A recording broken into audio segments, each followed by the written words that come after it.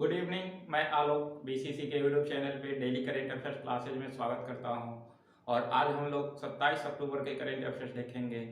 आपको इस YouTube channel पे 1 अगस्त से डेली करेंट अफेयर्स सीरीज का वीडियो मिलेगा, आप सभी उसको देख सकते हैं। इसके अलावा आपको इस चैनल पे स्टैटिस्टिक्स जीके सीरीज भी देख सकते हैं। आपको वो सीरीज में मिलेगा, एक से आपको कॉन्सेप्ट के साथ जानकारियां दिया गया है स्ट्रेटेजी के में, इसलिए आप सभी उसको देखें, सीरीज से देखें, आपका तैयारी बेहतर होगा। इसके अलावा सबसे बड़ी बात है कि आपको इस मंच पे करेंट अफेयर्स के साथ साथ बेसिक जानकारियां दिया जाता है, बेसिक चीजें को सीखेंगे।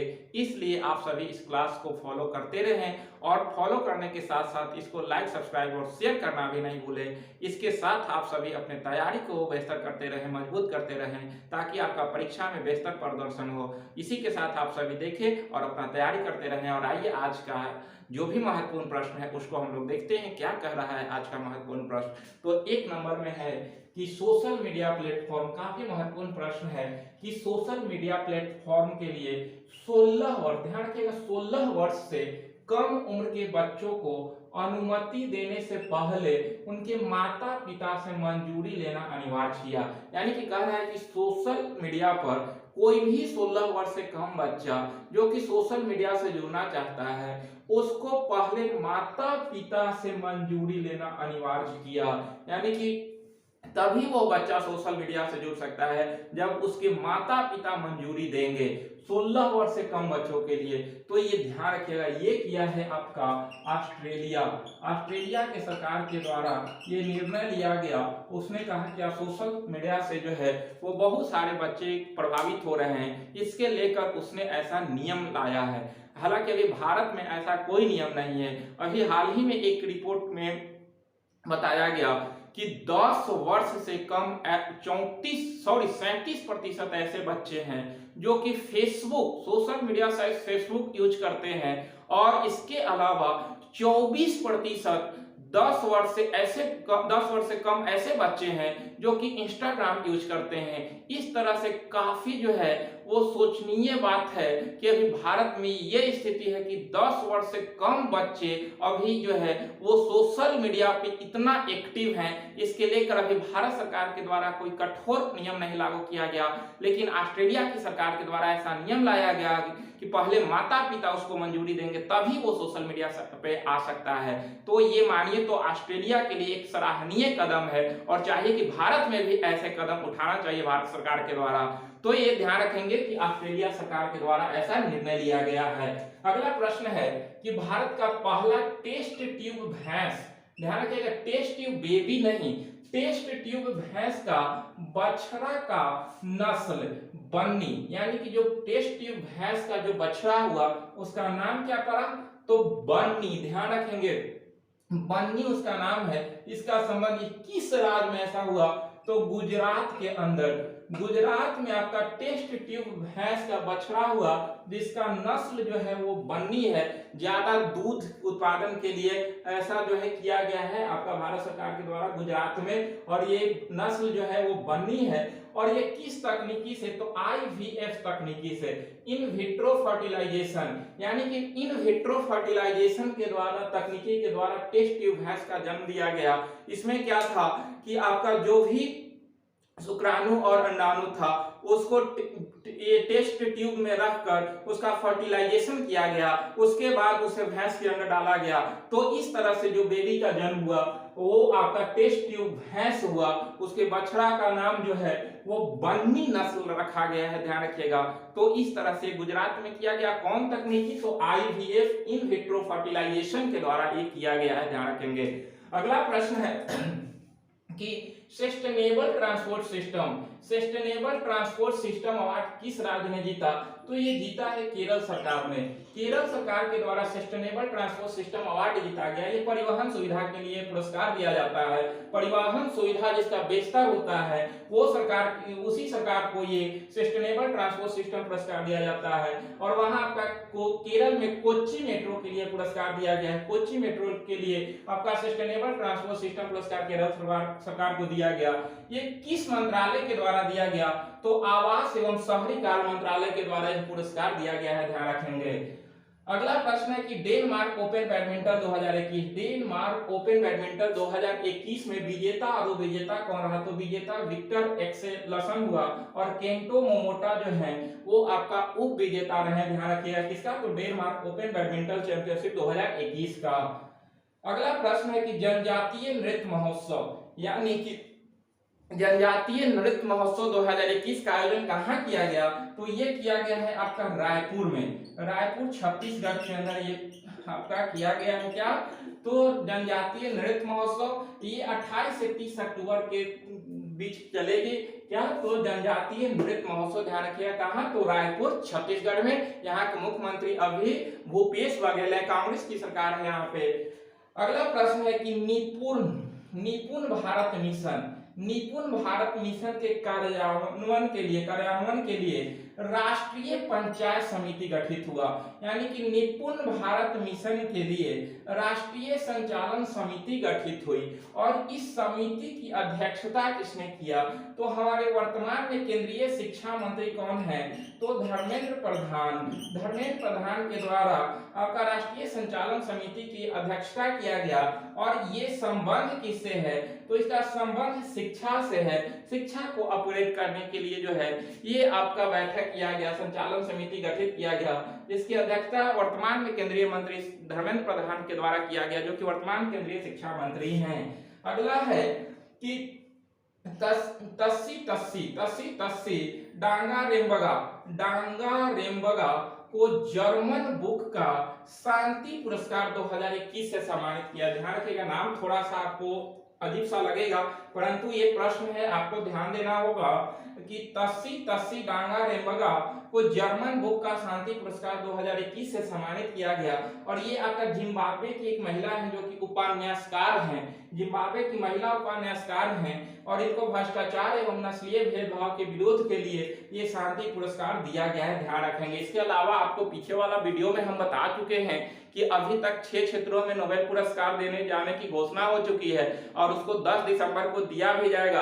आप सभी नहीं देखे होंगे तो पीछे वाला वीडियो जरूर देखें, क्योंकि आने वाला जो भी आगामी परीक्षाएं हैं उसमें आपको आपका नोबेल पुरस्कार से निश्चित प्रश्न पूछा जाएगा, इसलिए आप सभी उसको जरूर देखें। अगला है कि मुफ्त शिक्षा की घोषणा किया। मुफ्त शिक्षा की घोषणा आपका हरियाणा सरकार, हरियाणा के मनोहर लाल खट्टर के सरकार के द्वारा किया गया है। और ये क्या है? तो सरकारी स्कूल में कक्षा 12 तक के सभी छात्रों के लिए यह मुफ्त शिक्षा देगी। यानी कि आपका 12वीं तक मुफ्त शिक्षा देने के लिए हरियाणा सरकार के द्वारा मुफ्त शिक्षा की घोषणा किया गया है। ध्यान रखिएगा, ये में आपका जो है वो केजी एम6 से लेकर जो है वो 12वीं तक आपको फ्री शिक्षा दिया जाएगा।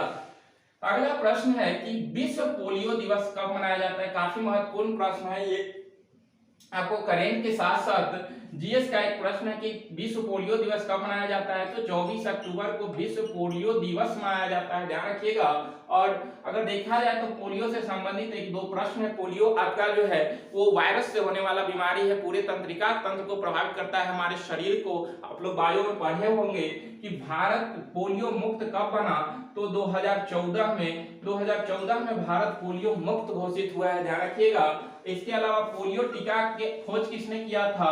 तो जोन्स साल्क ने आपका पोलियो टीका की खोज किया था। और इस बार का थीम क्या है कि delivery on A promise. Delivery on A promise आपका पोलियो दिवस का इस बार का थीम है, इसको आप ध्यान में रखेंगे। अगला प्रश्न है काफी महत्वपूर्ण कि भारत का पहला स्वदेशी विमान वाहक पोत, भारत का पहला स्वदेशी विमान वाहक पोत कौन है? तो आईएनएस विक्रांत। यही एक प्रश्न बना कि भारत का पहला स्वदेशी विमान वाहक पोत कौन है? तो आईएनएस विक्रांत है। और इसका दूसरा समुद्री परीक्षण किया जा रहा है कहाँ? तो कोचिन शिपयार्ड लिमिटेड द्वारा किया गया है। कोचिन शिपयार्ड लिमिटेड के द्वारा आपका पहला स्वदेशी विमान वाहक पोत आईएनएस विक्रांत का दूसरा समुद्री परीक्षण किया जा रहा है। ध्यान रखेंगे। तो बहुत महत्वपूर्ण प्रश्न, ये प्रश्न बार बार पूछा जाता है कि भारत का पहला स्वदेशी विमान वाहक पोत कौन है? तो आईएनएस विक्रांत है। ध्यान रखेंगे।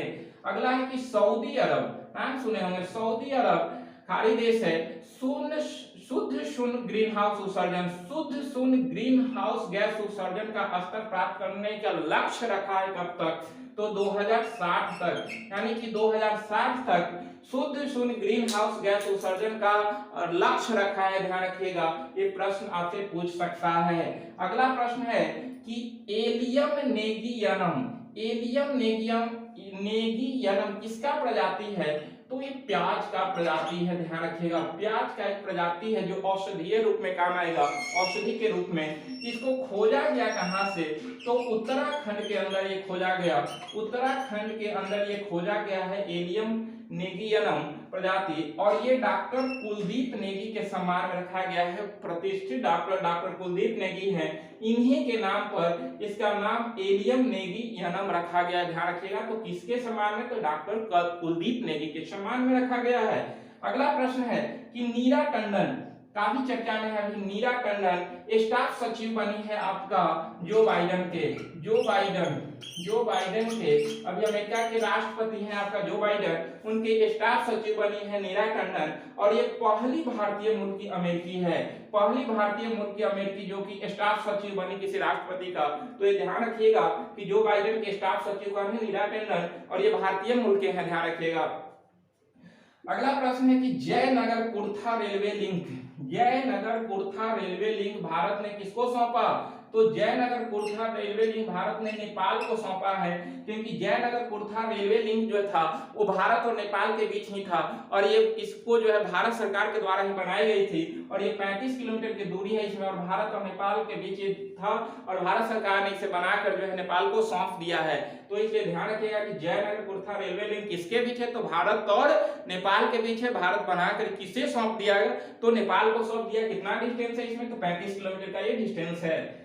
अगला प्रश्न है कि ब्लू फ्लैग हवाई युद्ध, ब्लू फ्लैग हवाई युद्ध अभ्यास 2021 का आयोजन कहां होगा, ब्लू फ्लैग हवाई युद्ध अभ्यास 2021 का आयोजन कहां होगा, तो ध्यान रखिएगा कि इसका आयोजन आपका इजराइल के अंदर होगा, इजराइल में इसका आयोजन होगा। इसमें 8 देश के वायुसेना भाग लेने वाली है, 8 देश, अपना भारत भी इसमें भाग लेगी, भारत भी भाग लेगी, ध्यान रखिएगा। भारत से मिराज और राफेल इसमें भाग लेगा, मिराज और राफेल, अभी राफेल को जो है फ्रांस से लाया गया था, अंबाला एयरबेस पे पहली बार ये उतरा था, ध्यान रखिएगा। तो ये 8 देश के वायुसेना भाग लेगी ब्लू फ्लैग हवाई युद्ध अभ्यास 2021 में इजराइल में, और इसमें भारत के तरफ से मिराज और राफेल भाग लेंगे।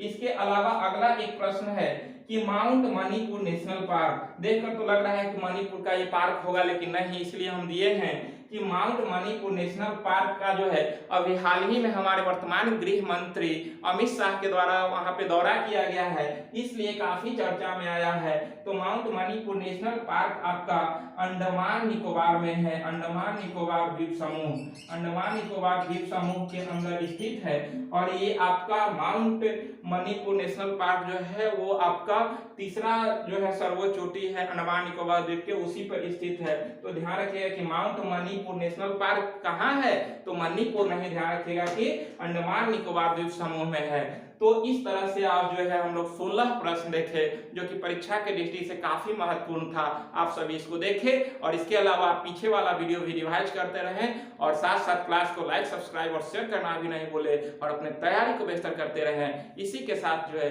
आज यहीं तक, मिलते हैं हम लोग नेक्स्ट वीडियो में, लेकिन प्लीज आप सभी इसको ढंग से देखें, क्योंकि बहुत सारे परीक्षा है आने वाला, उसमें आपका प्रदर्शन अच्छा होगा तभी आपका रिजल्ट अच्छा आएगा, इसलिए आप सभी देखना ना भूले, और आप जो है देखें। मिलते हैं नेक्स्ट वीडियो में, आज यहीं तक, आप सभी को बहुत बहुत धन्यवाद।